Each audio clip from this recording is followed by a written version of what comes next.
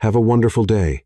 Enjoy the story, everyone." The polished marble reflected the crystal chandeliers like water mirrors, and Sophie Clark felt like an imposter navigating through champagne glasses and whispered conversations in French. The Meridian Hotel was the kind of place where she would usually deliver coffee, not where she would attend as a guest.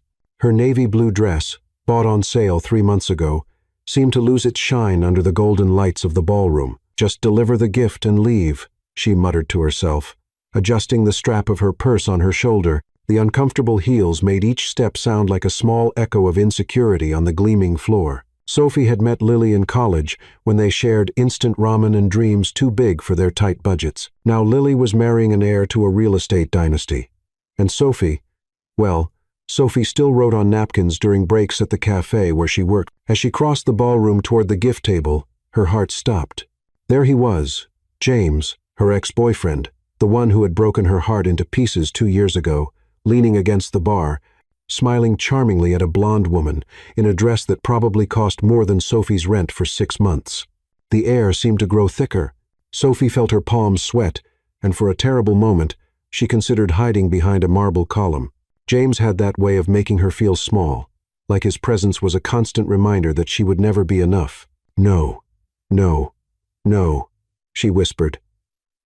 Watching James turn in her direction, their eyes met for a fraction of a second, and she saw the instant recognition in his face. He began to move toward her with that smug smile she knew so well.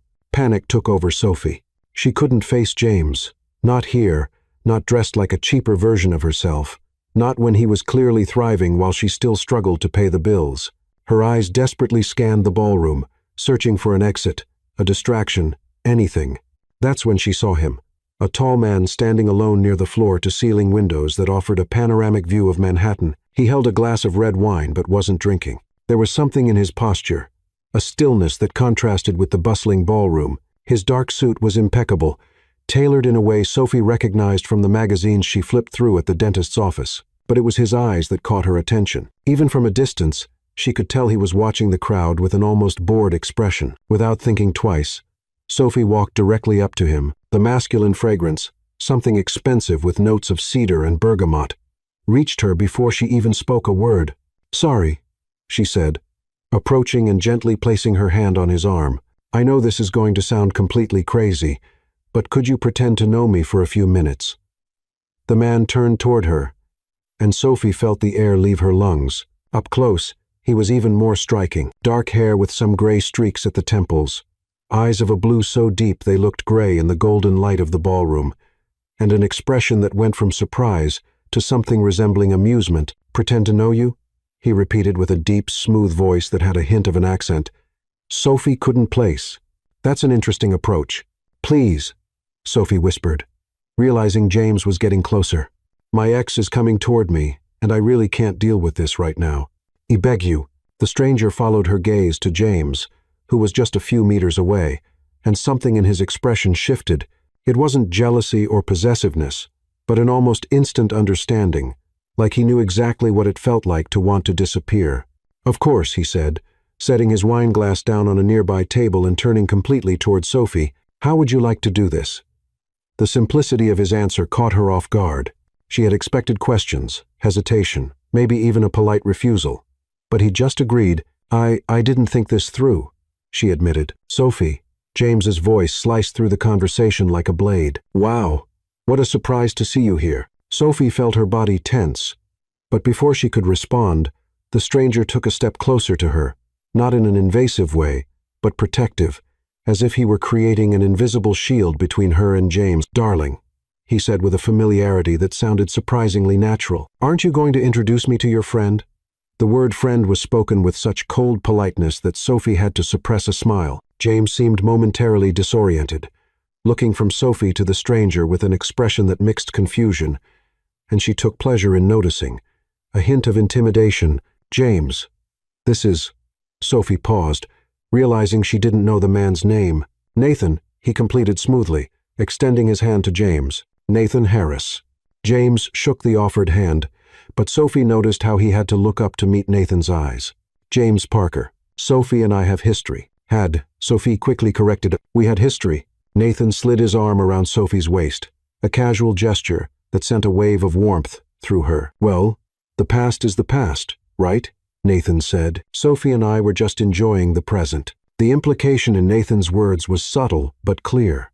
James got the message, his cheeks flushing slightly. "Sure, well, it was nice to see you, Sophie," James said, clearly uncomfortable. "Maybe we'll talk later." "Maybe," Sophie replied, but her voice carried no promise. They watched James walk away, and only when he disappeared into the crowd did Nathan release Sophie. She immediately missed the warmth of his touch. "Thank you," she said, turning to face him. "Seriously, I owe you one." Nathan studied her for a moment, and Sophie felt like he was seeing through all her carefully built defenses. "Actually," he said, picking up his wine glass again, "I think you did me a favor, too. These things can be suffocating. It's refreshing to find someone who isn't here for the usual reasons." "Usual reasons?" "Networking, social climbing, the usual games people play," Nathan explained, taking a sip of his wine. "You're here for something different." "I'm here for friendship," Sophie said. "Lily and I were close in college. I just wanted to drop off a gift and escape before anyone noticed I didn't belong here," Nathan completed. But there was no judgment in his voice, only understanding. Sophie stared at him, surprised by his insight. "How do you know?" "I recognize the look," he said simply. "The question is, what do we do now?" And at that moment, standing in the middle of a ballroom full of people she would probably never understand, Sophie asked herself the same thing. "Well," Sophie said, letting out a nervous laugh, "I guess I should offer you a drink as thanks. It's the least I can do after using you as a human shield." Nathan tilted his head slightly, a smile playing at the corners of his mouth. "That would be nice. But I have a better suggestion." He gestured toward a discreet staircase in the corner of the ballroom, the rooftop lounge. Quieter, better view, and definitely fewer chances of unwanted encounters. Sophie hesitated for a moment. Following a stranger to a more secluded place should have set off all her safety alarms. But there was something about Nathan that reassured her. Maybe it was the way he had dealt with James, protective but respectful. Or maybe it was simply the fact that, for the first time in months, she felt seen by someone. "Okay," she said, "but you'll have to guide me. I'm not exactly an expert at navigating five-star hotels." "Don't worry," Nathan replied, starting to walk. "I know the way." As they ascended the spiral staircase, Sophie noticed how Nathan greeted the passing staff members discreetly, a barely noticeable nod to the server, a polite smile to the manager checking the floral arrangements. There was a familiarity there that intrigued her. The rooftop lounge was a revelation. Floor-to-ceiling windows offered a panoramic view of lit-up Manhattan, and the space was decorated with modern furniture in cream and gold tones. Only a few people occupied the scattered armchairs, conversing in low tones. Nathan led her to a table near the windows, where the city lights created a cinematic backdrop. A waiter appeared almost instantly, as if materialized out of the air. "Good evening, Mr. Harris," the waiter said. "The usual?" "Actually, no," Nathan replied, looking at Sophie. "What would you like to drink?" "A red wine would be great," Sophie said, feeling a bit intimidated by the waiter's attention. "2 glasses of the 2015 Bordeaux," Nathan ordered. "And thank you, Marcus." When they were alone, Sophie couldn't contain her curiosity. "Do you come here often?" "Sometimes," Nathan said, leaning back in his chair. "For meetings mostly, but rarely for dramatic rescues." Sophie blushed. "About that, I'm sorry for putting you in that situation. It's not typical of me to approach strangers and ask for bizarre favors." "Don't apologize," Nathan said, his voice soft but firm. "Honestly, it was the most interesting thing that's happened to me in weeks. Most of the conversations down there are about investment funds and properties in the Hamptons." "Ah," Sophie said. "A realization forming. You work in finance." Nathan gave an enigmatic smile. "Something like that. And you, let me guess, not exactly from the corporate world." "That obvious?" Sophie laughed. "I work at a cafe. The Daily Brew in Brooklyn. Glamorous. I know. And what else?" Nathan asked, leaning slightly forward.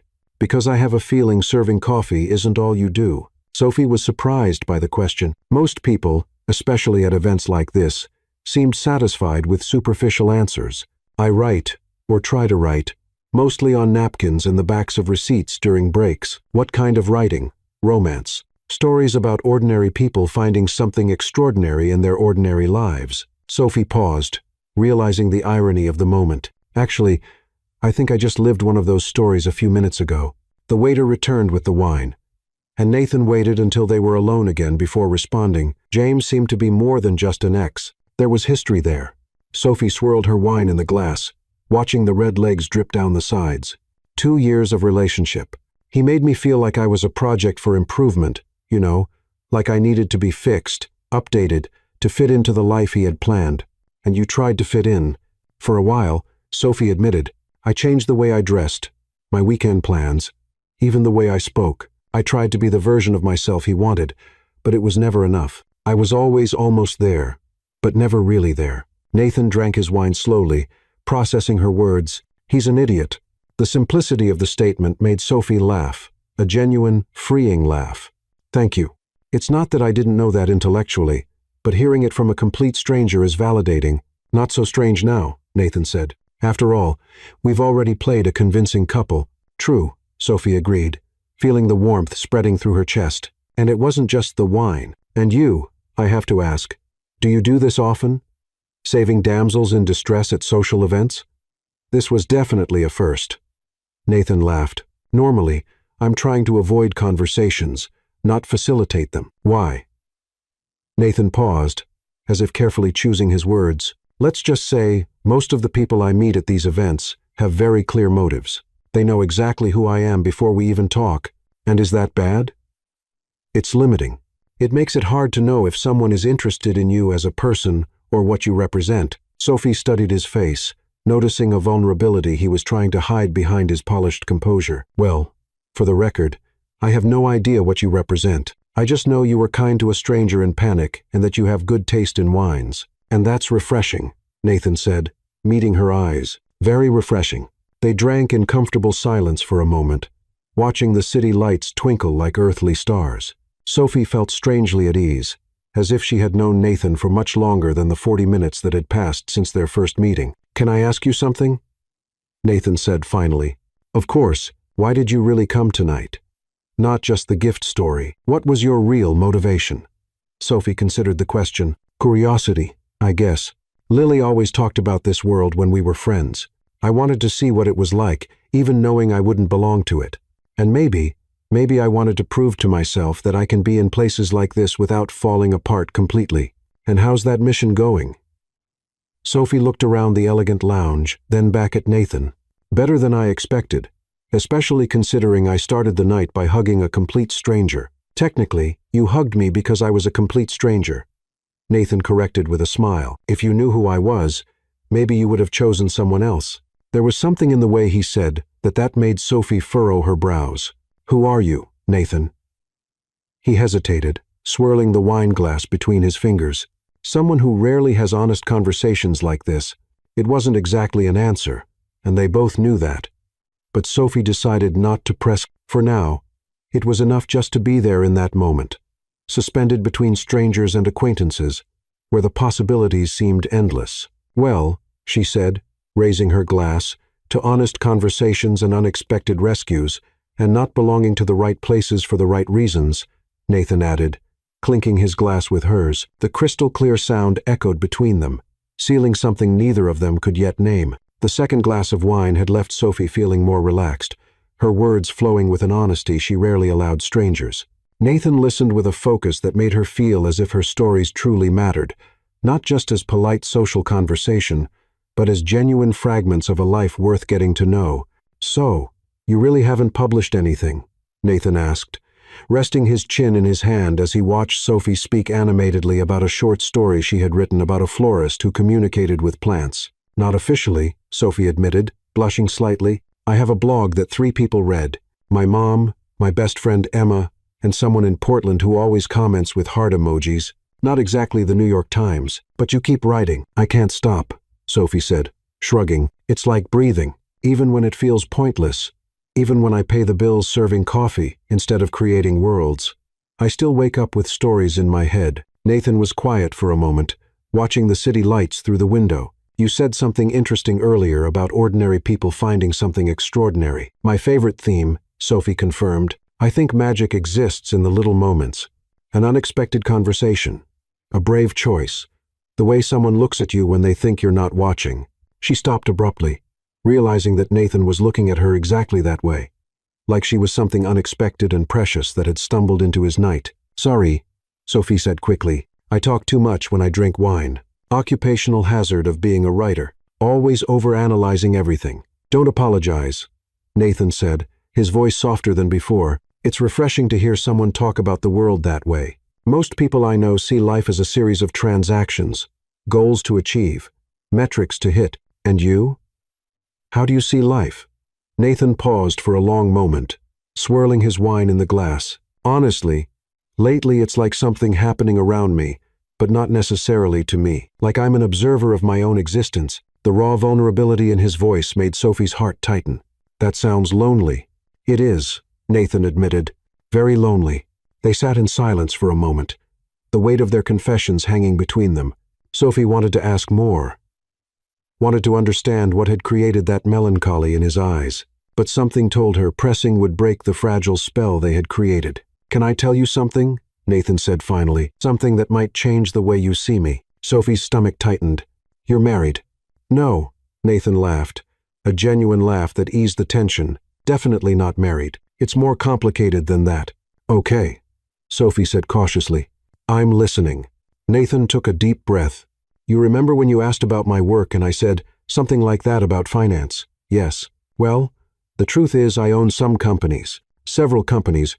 Actually, Harris Holdings. Maybe you've heard of it." Sophie blinked. Harris Holdings. Even she, who paid very little attention to the corporate world, had heard that name. It was on billboards all over the city. It sponsored cultural events, and it had been mentioned in almost every article about real estate development in New York in the past 5 years. "You're that Harris," she said slowly. "I'm that Harris." Sophie processed the information, a series of realizations falling into place. The familiarity of the hotel staff, the way the waiter had appeared instantly, the way Nathan knew the hotel so well. "You probably own this place," she said. "Actually, no," Nathan said, "but my company manages the investment group that owns 40% of it." "My God," Sophie murmured, covering her face with her hands. "I hugged a billionaire. I literally used a billionaire as a human shield to avoid my ex-boyfriend." "Hey," Nathan said softly, leaning forward. "Look at me." Sophie reluctantly lowered her hands. "You didn't hug me because I'm a billionaire. You hugged me because I was a stranger who seemed safe. And I accepted because, well, because it's been a long time since anyone saw me as just a man in a suit. Not as a business opportunity or a social trophy. But you are," Sophie gestured vaguely. "You're important, rich, powerful, and you're what?" Nathan interrupted. "A woman who works hard, who chases her dreams even when it's tough, who was kind enough to thank a stranger for a favor by offering to buy him a drink. Sophie, you're exactly the kind of person I rarely meet. The kind of person you rarely meet because we move in completely different worlds." Sophie pointed out, "You go home to an apartment that probably has a view of Central Park, and I go home to a studio in Brooklyn where I can hear my neighbors fighting through the walls. And does that matter to you?" Nathan asked. "The money?" Sophie considered the question honestly. Not the money itself, but what it represents. "Yes, power, influence, the ability to change things. You live in a world where you can make a real difference, where your decisions affect hundreds of people. I live in a world where my biggest daily decision is whether I use whole milk or skim milk in someone's coffee." "You're wrong about one thing," Nathan said. "My decisions may affect hundreds of people. It's true. But your stories can affect souls, change the way someone sees the world, make someone feel less alone. That's not small, Sophie. That's extraordinary." Sophie felt tears prick at her eyes. "You haven't even read my stories. I don't need to read them to know. I can see it in you. In the way you talk about finding magic in the little moments. I can feel it in the way you made me want to talk about things I never discuss with anyone." "Nathan, let me finish." He said, "You asked if it matters that I have money. The truth is, it's been more of a burden than a blessing lately. It makes it impossible to know if people like me for who I am or what I represent. It makes every conversation a performance, every relationship a transaction. Even tonight, for a few hours, I was just Nathan, a man drinking wine with an interesting woman who made him laugh. Not Harris Holdings, not the billionaire, not the man who appears on Forbes lists, just me." Sophie studied him through the soft light of the lounge, seeing beyond the expensive suit and polished confidence to something more vulnerable beneath. "For the record," she said finally, You're still just Nathan to me. A Nathan who happens to have a lot of money, but still just Nathan, even knowing I can buy anything in this city, especially knowing that, Sophie said, because now I know you chose to spend your evening talking to me. Not because you had to, but because you wanted to. Nathan smiled. Not the polite smile she had seen in the ballroom, but something genuine and relieved. So, he said, what do we do with this information? Sophie looked at him, this man who could have anything in the world, but seemed to value an honest conversation more, and wondered the same thing. Sophie's phone buzzed the next morning while she was making coffee in her small kitchen, still wearing the t-shirt she had slept in. The sunlight filtered through her cheap curtains, casting golden patterns on the worn wooden floor. For a moment, she had wondered if the previous night had been an elaborate dream until she saw the message on the screen. I hope you got home okay. I have a strange question. Do you have any plans today, Nathan? Sophie stared at the phone, her heart racing. Part of her had assumed the magic of the night before would dissolve with the light of day, that Nathan would return to his business world, and she to hers of coffee cups and overdue bills. She typed and deleted several responses before settling on. No official plans. What's the strange question? The reply came quickly. You mentioned yesterday that you love bookstores. Do you know book culture in Brooklyn? I thought maybe we could continue our conversation among a few shelves. No pressure. Only if you want. Sophie smiled, imagining Nathan carefully typing the message. Probably worried about not seeming too forward. I know it. Actually, it's my favorite place in the world. What time? 2 hours. And Sophie, thank you for saying yes. 3 hours later, Sophie was walking the familiar streets of Brooklyn, feeling butterflies in her stomach that she hadn't felt in years. She had changed clothes 4 times before settling on a simple light blue cotton dress and comfortable sneakers. She wanted to look put together, but still be herself. Book Culture was a cozy independent bookstore with floor-to-ceiling wooden shelves and cozy corners with worn armchairs where customers could lose themselves in books for hours. The smell of new paper and coffee always made Sophie feel at home. She found Nathan in the contemporary fiction section, holding a copy of The 7 Husbands of Evelyn Hugo, and looking completely absorbed in the back cover, dressed in dark jeans and a light blue shirt. He looked younger, more relaxed than the night before. Good choice, Sophie said, approaching. One of my favorite reads from last year. Nathan looked up and smiled. That genuine smile she had only seen glimpses of the night before. Sophie, you made it. Of course I did. I wouldn't miss the chance to show my territory, she teased. Although, I must admit, I'm surprised you know this place. Can I make a confession? Nathan said. Putting the book back on the shelf, I've never been here before. I Googled best independent bookstores in Brooklyn this morning, and this one appeared on all the lists. Sophie laughed. You Googled bookstores because of me. I thought it would be more authentic than inviting you to another 5-star hotel, Nathan admitted. Plus, you said this was your favorite place in the world. I wanted to understand why. Well, Sophie said, gesturing around them, this is it. It's real. People here love books because they love stories, not because they're trying to impress anyone. You can spend hours here, and no one bothers you to buy something. It's safe. Safe? How? Like a place where you can be who you really are. Sophie explained. Walking toward the poetry section, no pretensions, no judgments. Just you and the words of people who understood something about life and tried to put it on paper. Nathan followed her, watching as she navigated the shelves with an intimate familiarity. You really love this, don't you? It's not just a hobby for you. It's more than love, Sophie said, pulling a volume of Maya Angelou and flipping through the pages. It's a need. When I was a kid and my parents fought, I would hide in my closet with a flashlight and read until I fell asleep. Books saved me in so many ways I can't even count. And now you want to save others the same way, Nathan observed. Exactly, Sophie said, surprised by his understanding. I want to write stories that make someone feel less alone. You know, stories that say, hey, you're not the only one who feels this way. They walked in comfortable silence for a moment, Sophie pointing out her favorite books and Nathan listening with genuine curiosity. She noticed how he truly paid attention, not just waiting for his turn to speak, but absorbing every word as if it were important. Can I ask you something? Sophie said when they stopped in the biography section. Yesterday, you mentioned you feel like an observer of your own life. When did that start? Nathan considered the question, picking up a book on Steve Jobs and examining the cover. I think gradually. I started at my dad's company right after college, just to learn the business. Somehow 20 years passed, and I became the person everyone expected me to be, but not necessarily who I wanted to be. Who did you want to be? Honestly, I wanted to be a teacher, Nathan said, a note of surprise in his own voice, as if he were admitting this for the first time. History. Specifically, I wanted to spend my days talking about the past with young people who were discovering how they wanted to shape the future. Sophie stopped walking. You wanted to be a teacher?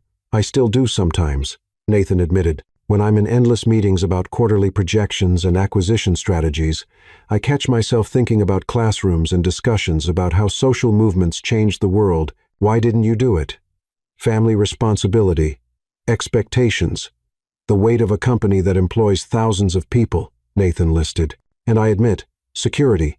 It's easy to get stuck in a life that works, even if it's not the life you want. Sophie studied him, seeing a vulnerability he probably rarely showed. It's not too late, to change. It's not that simple. No, Sophie agreed, but it's not impossible either. You have resources. Most people don't. You could find a way to do both, or transition gradually, or fall in love with someone who makes me want to remember why it's important to pursue what we really want. Nathan said softly, meeting her eyes. The air between them shifted, charged with an electricity that made Sophie forget where she was. Nathan. Sorry, he said quickly. I was too direct. You make me want to be more honest about everything. Don't apologize, Sophie said, echoing his words from the night before. I haven't dated in a long time.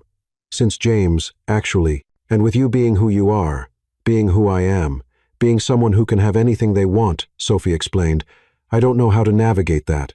I don't know how to be myself when you live in a world so different from mine. Nathan placed the book back on the shelf and turned fully toward her. Sophie, last night was the first time in years I felt really present in my own life. Not because you were impressed with my money or my position, but because you saw me, really saw me. I still see you, Sophie said softly. That's what scares me. Why does it scare you? Because I could get used to it, Sophie admitted, being seen. With conversations that matter, with someone who asks about my dreams as if they could really become a reality. Nathan took a step closer. And what if they could? Nathan. No. Listen, he said. I know we've just met. I know our worlds are different, but I also know I don't want this conversation to end when we leave this bookstore. Sophie looked around the store that had been her refuge for so many years, then back at this man who somehow had become part of her story in less than 24 hours. So, what do we suggest? She asked. That we give it a chance, Nathan said slowly, with no pressure, but a real chance to see where this could lead. Sophie felt her heart race, all her carefully built defenses fighting against the possibility he was offering. Okay, she said finally, but with one condition, anything. No 5-star hotels or impossible to get reservations, restaurants. If we're going to do this, we're doing it my way first. Small cafes, park walks, real places where real people go. Nathan smiled, and Sophie saw genuine relief in his eyes. I wouldn't have it any other way. And there, among shelves filled with love stories others had written, Sophie wondered if she was about to begin writing her own. The first surprise came on a typical Tuesday, hidden among the books Sophie had mentioned during their walk through the bookstore. When she arrived at work at the Daily Brew, she found a simple brown bag by the back door with her name written in careful handwriting. Inside, 3 books, the new Toni Morrison biography she had sighed over when she saw it on the shelf. Too expensive for her budget this month. A collection of short stories by Alice Munro and a pristine copy of On Writing by Stephen King. There was no card, just a small note. To continue our conversation about stories that save souls. N. Sophie held the books to her chest, feeling something warm spread across her ribcage. It wasn't the generosity itself that touched her, though it was certainly kind. But the attention. Nathan had really listened. He had remembered not only the titles, but the longing in her voice when she talked about them. Someone has a secret admirer, joked Ryan, her coworker, peeking over her shoulder. It's not a secret, Sophie murmured, but still smiled. The following encounters were exactly as Sophie had asked. Simple, real, without pretension. Nathan would appear at the cafe during her breaks, always ordering just a black coffee and sitting at the corner table where she could see him while she worked. They would walk through Prospect Park on Sunday mornings, talking about everything and nothing, as they watched families picnic and children chase pigeons. He never arrived in flashy cars or with grand gestures. Instead, He showed up on foot, wearing jeans and simple t-shirts, carrying a copy of the book he was reading, always something from the list Sophie had casually mentioned. "Are you really reading Virginia Woolf?" Sophie asked during a walk, noticing the well-worn copy of Mrs. Dalloway in his hand. "Trying," Nathan admitted. "I won't lie. It's challenging. But you said she changed the way you think about narrative, so I want to understand why, and what do you think so far?" Nathan stopped walking, seriously considering the question. It's like she's painting with words instead of just telling a story. Every sentence has layers. I'm reading slowly, trying to savor it instead of just consuming it. Sophie felt her heart skip a beat. Most people in her life, including James, had always treated her passion for literature as a cute hobby, something to tolerate. But Nathan was actually trying to understand something that mattered to her. "Do you want me to lend you my notes?" she offered. "I wrote an entire analysis on her use of stream of consciousness." "You saved your college notes?" "I save all my notes," Sophie said, blushing slightly. "Ryan says my apartment looks like a library that exploded." "I'd love to see them," Nathan said, and his voice carried a sincerity that made Sophie believe he really wanted to. The small surprises continued. A note left under the saucer of her coffee on Monday. "Thinking of you and the story you told about your grandmother yesterday. Hope you write about her one day." A text message with a photo of graffiti on a wall in the Lower East Side. "This reminded me of what you said about art appearing in the most unexpected places." Sophie began to look for these small signs of Nathan in her daily life, and she always found them. They weren't grand romantic gestures like the ones James used to make expensive flowers that died in a week. Dinners at restaurants where she felt obligated to be impressed. Instead, they were silent evidence that Nathan was paying attention, that the details of her life mattered to him. "You're different," Emma remarked during their lunch on Friday.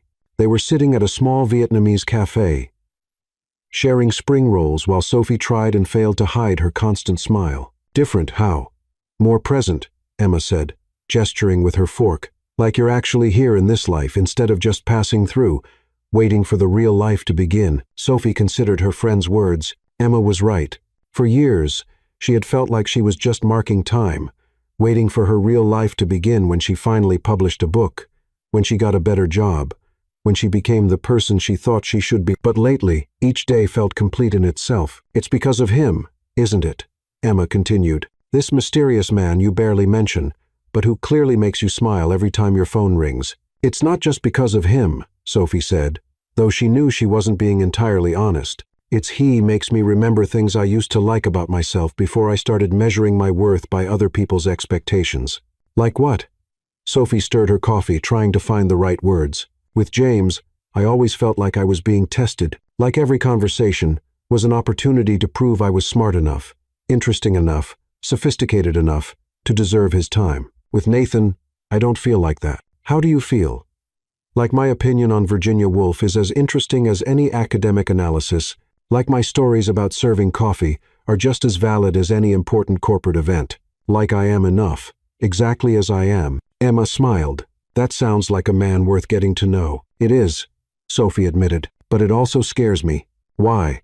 "Because it's easy to get used to being seen like that. What if I'm fooling myself?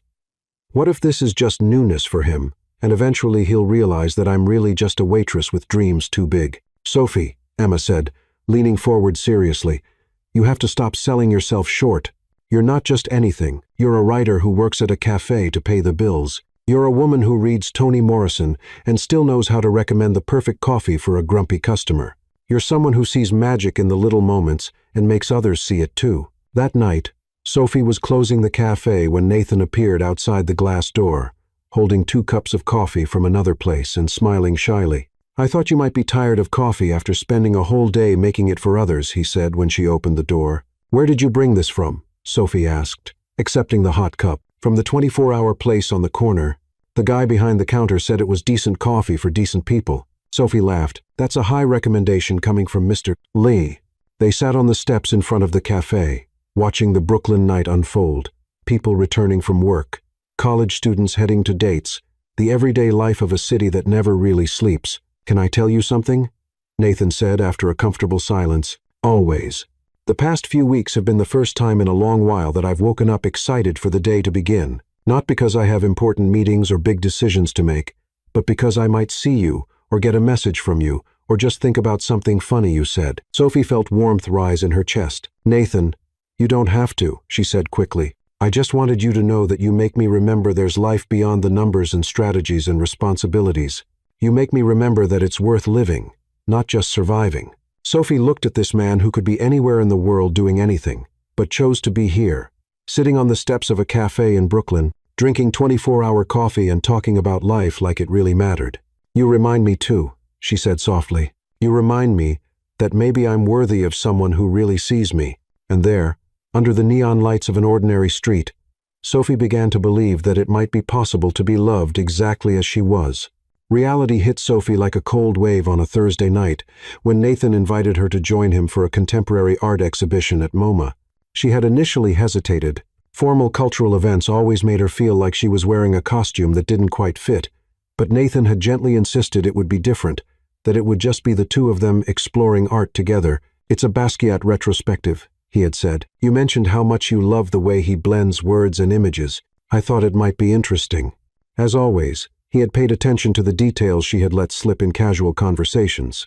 As always, she couldn't say no.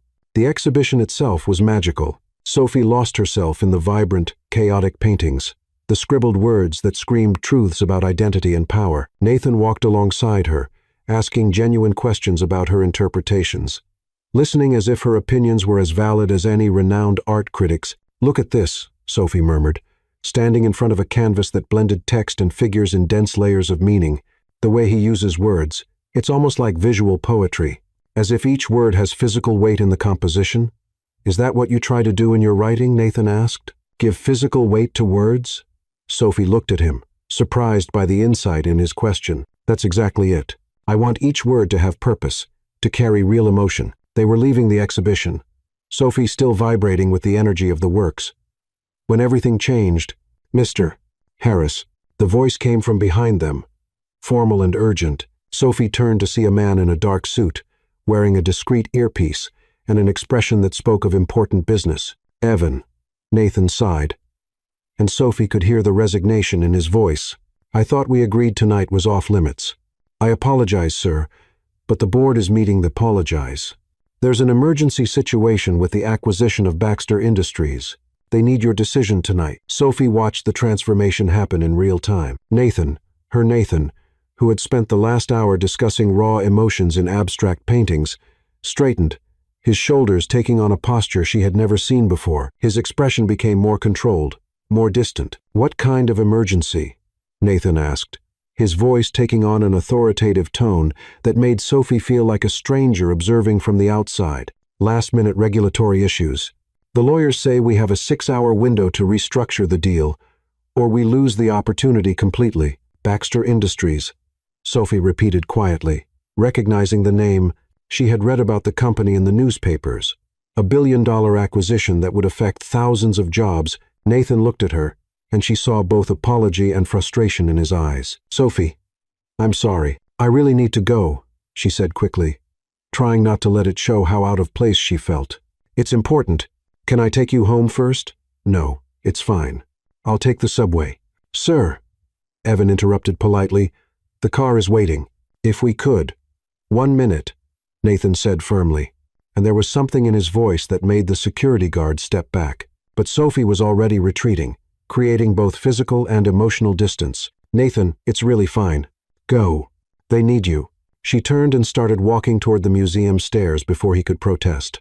Behind her, she heard Evan say, "Sir, we really need to go. The board is waiting." On the street, Sophie walked quickly toward the subway station, trying to process what had just happened. It wasn't the interruption itself that bothered her. She understood that Nathan had enormous responsibilities. It was the way his world had manifested so suddenly, reminding her of who he truly was when he wasn't sitting in Brooklyn cafes or walking in parks. The man who had spent 20 minutes discussing the nuances of a painting had instantly transformed into the CEO making billion-dollar decisions, and she was the waitress left behind. Sophie heard nothing from Nathan for 3 days. She tried not to care, tried to focus on work and writing, but found herself checking her phone constantly. Each notification made her expect a message from him, an explanation, an apology, anything, but her phone remained frustratingly silent. On the 3rd day, She saw a news article about the Baxter Industries acquisition, how Nathan Harris had skillfully navigated regulatory complications to close a deal that would create thousands of jobs. There was a photo of him leaving a corporate building, wearing an impeccable suit and an expression of total confidence. He looked like he belonged entirely to that world, a world where decisions were made in boardrooms overlooking the city, where people used words like synergy and optimization as if they were poetry. "Are you okay?" Ryan asked during her shift at the cafe. "You're looking distant."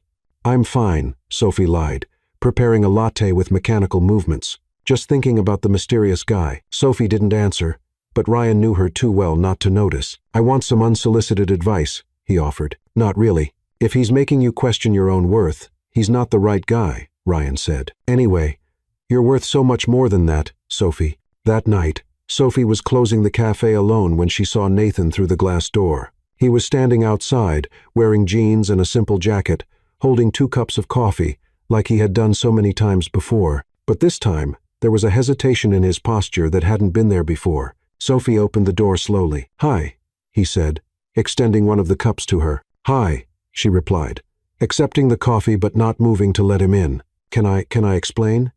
"You don't owe me an explanation," Sophie said, though they both knew that wasn't entirely true. "Sophie, the last 3 days have been hell, not just because of work, but because I hated the way things ended the other night." "Things ended exactly as they should have," Sophie said, trying to keep her voice firm. "You had a work emergency. You dealt with it. End of story." "It's not the end of the story," Nathan said, stepping closer. "And you know it's not." Sophie stared at him, seeing frustration and something that looked like vulnerability in his eyes. "Nathan, what happened the other night was a reminder of who we really are. You're someone who makes decisions that affect thousands of people. I'm someone who serves coffee and writes stories that no one reads." "That's not." "It is," Sophie interrupted, "and there's nothing wrong with that. But we can't pretend there isn't a fundamental difference between our lives." Nathan stood quiet for a long moment, studying her face. "Do you want me to choose between you and my work?" "I want you to be honest about what this really is," Sophie said. "Because when your security guard shows up next time, and there will be a next time, I need to know where I fit into your list of priorities." "You fit at the top," Nathan said immediately. "Even when billions of dollars are at stake, even when thousands of jobs depend on your decisions, even when your board is waiting." Nathan opened his mouth to respond, then closed it, and Sophie saw the realization form in his eyes. He couldn't make that promise, and they both knew it. "I thought so," Sophie said softly. "You're a good man, Nathan, but you're also who you are, and I need to decide if I can live with that." She entered the cafe and closed the door, leaving Nathan outside on the dark sidewalk, holding a cup of coffee that was cooling rapidly. 2 weeks passed in a silence that seemed louder than any conversation Sophie and Nathan had ever had. Sophie threw herself into work with an intensity that even worried Ryan, staying late, organizing stock, and creating new drink menus, as if constant activity could silence the thoughts that kept her awake at night. It was on a Monday morning, when Sophie arrived early to open the cafe, that she saw the man in the suit standing next to the adjacent building, a small commercial space that had been empty for months, with a faded "for rent" sign stuck to the dusty window. "Excuse me," the man approached when she stopped to look for the keys. "Are you Sophie Clark?" Sophie hesitated. "Yes. Can I help you?" "My name is Michael Wong. I'm a commercial real estate broker. I have a somewhat unusual proposal for you." "What kind of proposal?" Michael gestured toward the empty space. "This property, my client would like to offer it to you." Sophie blinked. "Offer it to me? What do you mean? To buy, lease, or any arrangement that works for you? I understand you're interested in opening your own business. A combination cafe and bookstore." Sophie's stomach dropped. She had never mentioned this dream to anyone except Emma. "And Nathan, who's your client?" she asked, though she already knew the answer. "I'd prefer not to disclose that information at this moment, but I can assure you it's someone who believes strongly in your potential." Sophie looked at the space. It was perfect. Large windows that would let in natural light, enough room for bookshelves and a few tables, an ideal location between a subway station and a high school. It was exactly the kind of place she dreamed of during her shifts at the Daily Brew. "Can I see inside?" she heard herself ask. Michael smiled and pulled out a set of keys. Of course, the interior was even better than she had imagined. The original wooden floor was in good condition. There was a small mezzanine that would be perfect for a poetry section, and the back kitchen needed only minor adjustments to work as a coffee preparation area. It used to be a bookstore, Michael explained as they walked through the space. It closed when the owner retired. But the basic infrastructure is still here. Sophie ran her fingers over a wooden bookshelf still fixed to the wall, imagining what it would be like to fill it with her favorite books. To create a space where people could discover their next favorite read alongside the perfect coffee. What would the price be? She asked, trying to keep her voice neutral. Well, this is the interesting part. My client is prepared to transfer the property directly to you with no initial costs, just a symbolic transfer fee. Sophie turned to face him. That's impossible. This space is worth at least $300,000 in the current market. Michael completed. Yes, I'm aware. Why would anyone do this? As I said, my client believes in your potential. He sees this as an investment in the future of the community. Sophie felt tears of frustration prick her eyes. It was everything she had ever wanted, offered on a silver platter, and that was exactly why she couldn't accept it. I need to think about this, she said finally. Of course, but Sophie, opportunities like this don't come around often. That night, Sophie sat at her small kitchen table, staring at the papers Michael had left with her. The contract was simple, straightforward, and incredibly generous. Very generous. Her phone rang. Nathan. She let it ring until it went to voicemail. Then, listened to the message. Sophie, I know you probably don't want to talk to me right now, but I need you to know that the offer is real and comes with no strings attached. It's not an attempt to buy your forgiveness or control your life. It's just you deserve to have your dreams. And if I can help with that, without expecting anything in return, then I want to do that. Please at least consider it. Sophie played the message again, hearing the sincerity in his voice, but also the painful familiarity of someone used to solving problems with money. She called Emma. He did what? Emma practically yelled on the other end of the line. He offered to buy a property for me, for my dream cafe, bookstore, and what's the problem? Emma, seriously. No, seriously. A rich guy you like offers to make your biggest professional dream come true. And you're complaining? Because it wouldn't be my dream if he bought it for me, Sophie explained. It would be his dream of making me happy. There's a difference. You're being too proud. I'm being independent. If I accept this, it will always be the place Nathan bought for me, not the place I created. There will always be an implied debt, even if he never calls it in. Emma sighed. So, what are you going to do? I'm going to decline. Sophie, no. Emma, listen. I spent 2 years with James feeling like I had to prove I deserved to be in his life. I'm not going to start another relationship feeling like I owe someone something. The next day, Sophie called Michael Wong. Thank you for the offer, she said, but I'll have to decline. May I ask why?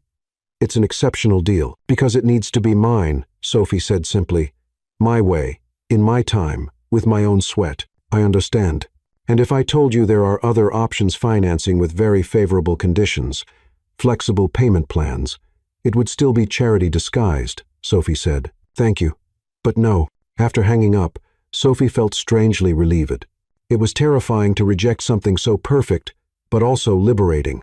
She had chosen her integrity over convenience, her independence over security. That afternoon, Nathan appeared at the cafe. Sophie saw him through the window before he entered, standing outside as if gathering courage. When he finally walked in, the cafe was empty, except for a woman in the corner reading a novel. I heard you declined, Nathan said, walking up to the counter. I did, Sophie confirmed, continuing to clean the espresso machine. Can I ask why? Sophie stopped cleaning and looked at him. Because I don't want you to be my savior, Nathan. I want you to be my partner. And what's the difference? A savior solves problems for you. A partner solves problems with you. Nathan rested his hands on the counter. And if I told you I want to be your partner? Then you need to understand that this means letting me do things my way. Even when you have the resources to make everything easier, it means respecting that I need to build my own life before I can share it with someone, even if that means it takes longer, even if it's harder. Especially because it means that, Sophie said, Nathan, you're used to solving problems quickly, efficiently, but relationships don't work like that. I don't work like that. Nathan was quiet for a long moment. And if I learn to do things your way? Then maybe we have a chance, Sophie said softly. But I can't teach you this, Nathan. You need to want to learn on your own. He nodded slowly, understanding forming in his eyes. How much time do you need? I don't know, Sophie admitted. Enough time to make sure I can be myself with you, regardless of how many zeros are in your bank account. Nathan turned to leave, then stopped. Sophie, you were right about me being your partner versus your savior. And you were right to decline the offer, even though it hurt to hear it. After he left, Sophie leaned against the counter, feeling a mix of relief and loss. She had chosen her independence. But that didn't make the choice any less painful. 3 weeks dragged on like months. Sophie threw herself into her routine with a fierce determination that masked the emptiness she felt every time she saw a tall man from afar on the street, or when she passed the bookstore where she had walked with Nathan, or when she simply woke up at 3 a.m., thinking about conversations they never had.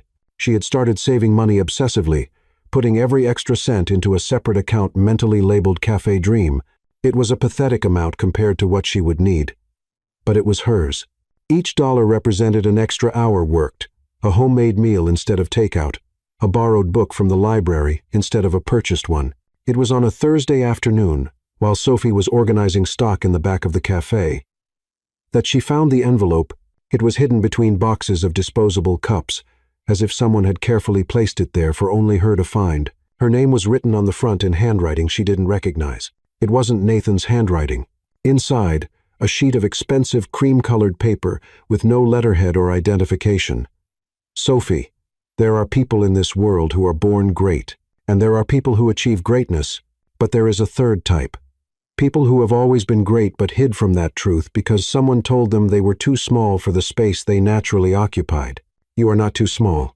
You never were. The world needs more places where stories are shared, where dreams are nurtured alongside hot coffee, where people can feel seen. The world needs what you have to offer, but more importantly, you deserve to see your dreams come true, not because someone made them possible for you, but because you made them possible for yourself. Keep building, keep dreaming, keep being exactly who you are.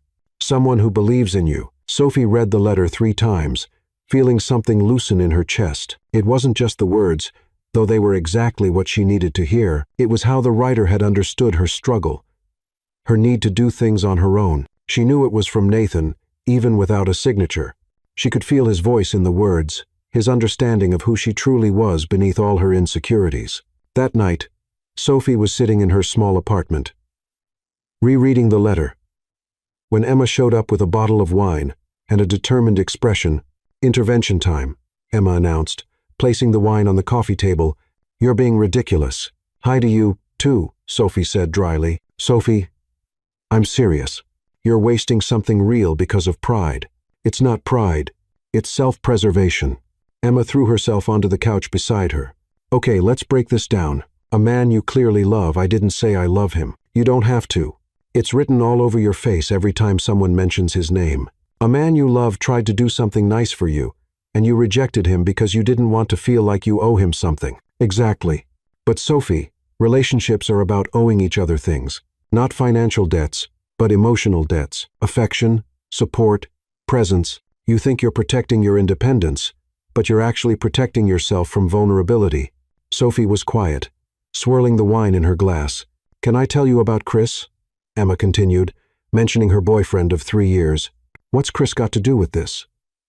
"When we met, I had just come out of a terrible relationship where I felt financially dependent. I was determined never to depend on anyone for anything again. When Chris offered to pay for dinner on our 3rd date, I almost broke up with him right then. And what changed? I realized there's a difference between dependence and interdependence.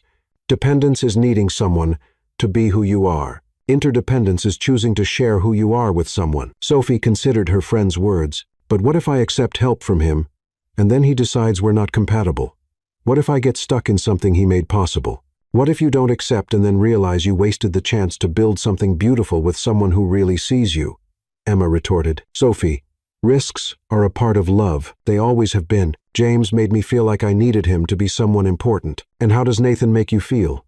Sophie paused. "Like I already am important. Like he just wants to amplify who I already am. So what's really the problem?" Sophie rested her head in her hands. "I'm afraid that if I let him help me, I'll stop fighting for my own dreams. I'm afraid of settling. Or," Emma said softly, "you could find that having someone who believes in you makes it easier to believe in yourself." After Emma left, Sophie stayed up late, Rereading the anonymous letter and thinking about her friend's words, she got up and went to the drawer where she kept her writing notebooks. Years of stories, observations, dreams scribbled on paper. She picked up the most recent one and flipped through until she found what she was looking for. A story she had started to write weeks earlier about a woman who meets a stranger in a hotel. A story about courage, vulnerability, and learning that sometimes people come into our lives exactly when we need them. Sophie read her own words. Words about finding magic in the little moments, about the courage to be seen, about love that doesn't demand you be different than what you already are. She realized she had spent so long protecting herself from being hurt that she had forgotten what it was like to truly be loved. And real love, love that's worth something, always involves the risk of being hurt, but it also involves the possibility of becoming more yourself, not less. Sophie closed the notebook and looked out the window at the city lights. Somewhere out there, Nathan was probably awake too, maybe working late, maybe thinking of her. For the first time in weeks, Sophie allowed herself to imagine a different future, one where she wasn't just surviving her fears, but living beyond them, one where she could accept love without losing herself, one where she could be strong enough to be vulnerable. She picked up her phone, then put it down, picked it up again, wrote a message, deleted it. Finally, she wrote something simple. "Thank you for the letter. Can we talk?" She hesitated with her finger over the send button. Once sent, there would be no turning back. It would be a step towards something that still scared her, but also excited her more than anything had in a long time. Sophie took a deep breath and pressed send. Her phone rang almost immediately. "Sophie." Nathan's voice sounded surprised, hopeful, and a little hesitant. "Hi," she said. Her voice softer than she intended. Can we meet? There are some things I need to say." They met at the same rooftop where they had shared wine and vulnerabilities weeks earlier. Nathan had suggested the place, and Sophie had agreed. It felt right to return to the place where everything had begun to get complicated, where she had first seen the magnitude of his world. Sophie arrived first, her palms sweating, despite the cool breeze of the evening. She had spent the entire day working on something she hoped would change everything, but she still wasn't sure if she had the courage to show it to Nathan. When he arrived, Sophie felt her heart tighten. He looked tired, as if the last few weeks had taken a toll on him too. But when their eyes met, she saw immediate relief, gratitude that she had reached out. "Thank you for agreeing to see me," Nathan said, approaching cautiously. "Thank you for coming," Sophie replied. "And for the letter, I hope it wasn't too presumptuous. I just wanted you to know how I feel about who you are." They sat at the same table as before, but this time there was a formality between them that hadn't been there before. To the carefulness of two people who had unintentionally hurt each other and were now walking on delicate emotional ground. "Nathan," Sophie began, "I need to tell you a few things. First, I'm sorry for how I handled everything. You were trying to be kind, and I turned it into something it wasn't. You don't have to apologize for protecting your independence," Nathan said. "In fact, it was one of the things I admired most about you. But there was a difference between protecting my independence and running from intimacy," Sophie admitted. "And I was running." Nathan leaned slightly forward. "Why?" Sophie took a deep breath. "Because with James, I lost so much of myself trying to be who he wanted me to be. And when you offered to give me everything I've always wanted, a part of me panicked. Not because you were trying to control me, but because I was afraid it would be so easy to let you solve my problems that I would stop solving them on my own. And now? Now I realize there's a difference between someone solving your problems for you and someone supporting you while you solve them on your own." Sophie pulled an envelope from her bag, similar to the one she had found at the cafe, but much thicker. "What's this?" Nathan asked. "It's a contract," Sophie said, her hands trembling slightly. "I spent the last 3 days working on it with a lawyer." Nathan furrowed his brow, confused. "I found out the space you wanted to offer me is still available," Sophie continued. "So, I bought it. How did you?" "I used all my savings for the down payment. I got a small loan from the bank, and I'll work extra shifts for the next 2 years to pay off the rest. It won't be easy, and I'll probably eat instant noodles more nights than I'd like to admit. But it'll be mine." Nathan took the envelope with careful hands, as if it was something precious. "Sophie, wait, I'm not done," she said quickly. "The important part is on page 3. Nathan flipped to the section Sophie had circled in red. His eyes moved across the page, and she saw the exact moment when he understood. "You're offering me a partnership," he said, looking at her in surprise. 50-50, Sophie confirmed. "Not in the business. This is mine. But in everything else, I bring the vision, the hard work, and the passion to create something special. You bring well, you bring you. Your business acumen, your ability to see the big picture, your way of making people feel heard. Sophie, you don't need to. It's not about needing, she interrupted. It's about wanting. I realize I spent so much time trying to prove I could do everything on my own that I forgot I don't want to do everything on my own. I want to build something with you. Not because I need you to make it possible, but because I want you there when it becomes a reality. Nathan was silent for a long moment, reading the contract carefully. Sophie watched his face, trying to decipher his expressions. There's a clause here about important decisions, he said finally. All decisions affecting the direction of the business will be made together, Sophie confirmed. And there's a dissolution clause in case either of us wants to leave the partnership, and a clause about personal relationships versus professional ones. Sophie blushed. I thought it was important to keep things clear. The business is one thing. We are another. And about us? Nathan asked, setting the contract aside. Where does that leave us? Sophie met his eyes. That leaves us choosing to consciously be together, not because I need you to save me, or because you need me to validate your humanity, but because we like who we are when we're together, and the differences between our worlds, they're still there, Sophie admitted. You'll still have work emergencies that interrupt our meetings. I'll still feel out of place at some of your events, but maybe we can navigate that together instead of letting it pull us apart. Nathan stood up and walked to the edge of the rooftop, looking out over the city lights. Sophie watched him, her heart beating fast, waiting for his response. Sophie, he said finally, turning to face her, in the last 20 years, I've made thousands of business decisions. Some good, some bad, most calculated based on risks and returns. He walked back to the table, took a pen from his pocket, and signed the contract. This, he said, is the first decision I'm making completely with my heart. Sophie felt tears prick at her eyes. So, you accept? I accept being your partner, Nathan said. In everything. He walked up to her, extending his hand. Partners. Sophie took his hand, feeling the familiarity of his touch. But this time without fear. Partners.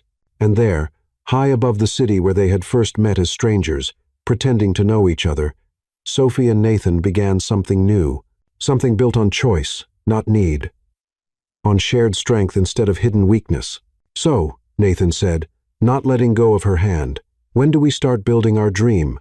Sophie smiled, feeling more herself than she had in weeks. We already have. 6 months later, the first chapter was finally coming to life. The smell of freshly brewed coffee mixed with the scent of new pages, creating an atmosphere that made people slow their pace as they passed the window. Sophie had chosen the name carefully. Every book had a first chapter, every story a first moment, every person a first chance to be truly seen. It was a Saturday morning when Sophie finally hung the last shelf in the poetry section.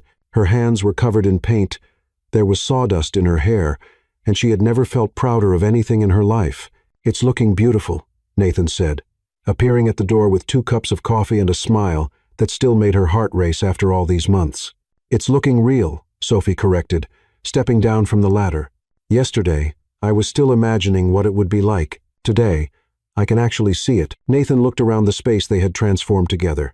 The reclaimed wood shelves he had helped install, the small tables Sophie had found in thrift stores and restored on weekends, the coffee counter they had designed together, functional but warm, practical but inviting. The first reading is next week, Sophie said, accepting the coffee. I'm nervous. Why? What if no one shows up? What if people don't understand what we're trying to create here? Nathan wrapped his arm around her, pulling her closer. Then we'll start small. You, me, and anyone else who wants to hear good stories. Will you really be here? Sophie asked. No mysterious corporate emergency? Sophie, Nathan said, turning fully to face her. In the last 6 months, I've completely restructured my life. I hired an operational CEO to handle day-to-day decisions. I move meetings around so I can be here on Thursday afternoons when you test new recipes. I've learned the difference between urgent and important, and I've realized that most of the things I thought were important were just urgent. And you don't resent that? Resent it?